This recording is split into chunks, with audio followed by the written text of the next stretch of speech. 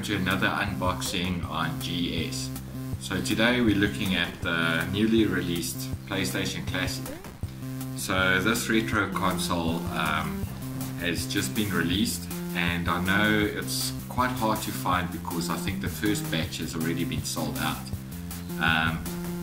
So the retro consoles is something of a new craze. You know, we've received the Nintendos and the Sega. So yeah, it's obvious for PlayStation to also jump on, and as you can see, it comes with 20 preloaded games. If we look at the back here, you can get great games, classics like Tekken 3, Resident Evil Director's Cut, Tom Clancy's Rainbow Six, Twisted Metal, Grand Theft Auto, and Final Fantasy VII, just to name a few. So let's take a look what's inside the box. So there's the outer box. You get a nice neat white box that comes in. If you open it up, there's the manual and the warranty leaflet, all the technical goodies, which no one's gonna read, unless you may be me that will read the first page.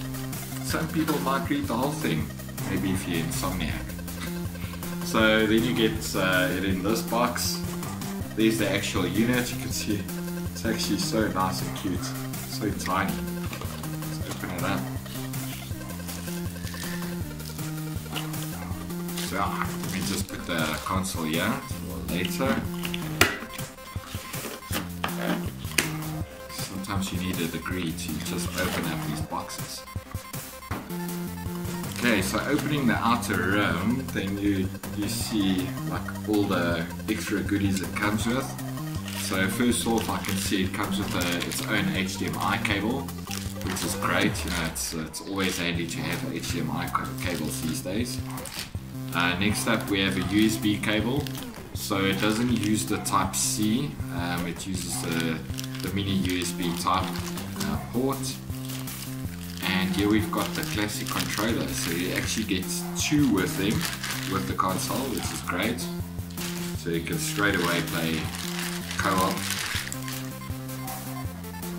And if you take the controller out, you guys can see that the connection looks like the old PlayStation connector type, but it's actually in a USB format now. The controller feels like an old PlayStation 1 controller, which is great. It's got that retro feel to it. It feels a bit tiny if you compare it to controllers of these days. Let me get my DualShock 4 so that we can actually compare. Okay, so I'm back. Here's the DualShock 4 controller, as you guys can see. Compared to PS1, you can see there is a size difference. So it might feel a bit small in your hand at first, but yeah, it's that same PlayStation Classic feel that we've come to used to over the past years. It feels sturdy, it doesn't feel cheap, which is great. Let's go on to the main unit.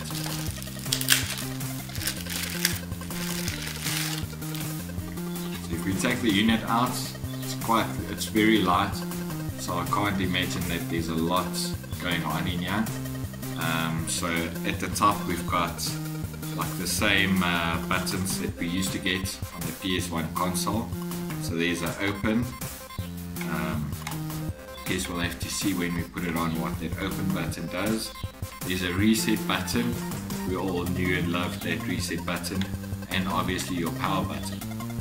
In the front you can see there's your two USB ports for your two controllers. What's cute is up just above them you've got a memory card slot that is obviously doesn't work, or it's just closed, it's just there for show, which is really cool. And at the back there's a USB port for charging and a HDMI slot. So the main factor is that you can see it works via USB power. So the unit doesn't come with an AC adapter.